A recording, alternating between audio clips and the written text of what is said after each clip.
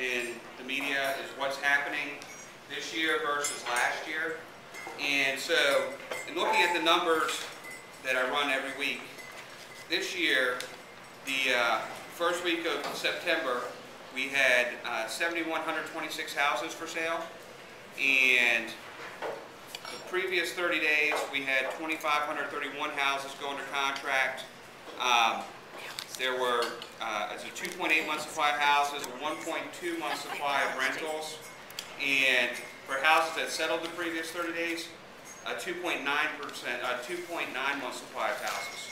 So if you take that, and David and I were talking, he was saying that his sales were exactly the same as last year for this week, and he'll go into that. But as a comparison, there were 8,139 houses for sale last year at the same time. So we have 1,000 fewer houses for sale than last year. The sales were 2,500 versus, what did I say it was this past year? 1,000 less. 1,000 less. No, 2,531. So we actually had 12 more sales than the previous year. So we had fewer houses for sale and the same number of sales. So we have a 2.8 month supply of houses versus a 3.2. Rentals were exactly the same at 1.2 month supply of rentals, and houses that settled the previous 30 days, we actually had a 3.5 month supply.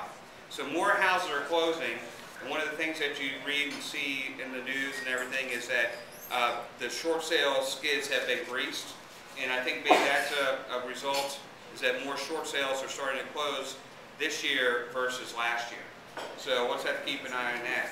And then, I don't know if I went back to the previous year in '09, but just to give you a comparison there, there were 5,900 houses for sale in '09, so a lot fewer, and 3,500 sales the previous 2 weeks. A 1.7 month supply of houses for both rentals and for sales, and a 2.1 month supply. So we're off the numbers from '09, but from 10, we're doing a lot better, or about the same as we were last year, and that's why your numbers were pretty on target.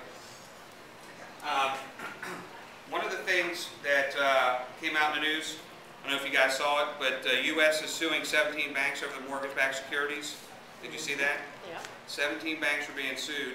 J.P. Morgan Chase for $33 billion. And basically, it was the institutions, the executives, and the lead underwriters violated federal securities law, common law, and failed to conduct proper due diligence, and also provided false information to get these loans purchased by the government, basically Fannie Mae and Freddie Mac. So we'll see what happens in that lawsuit in the days to come.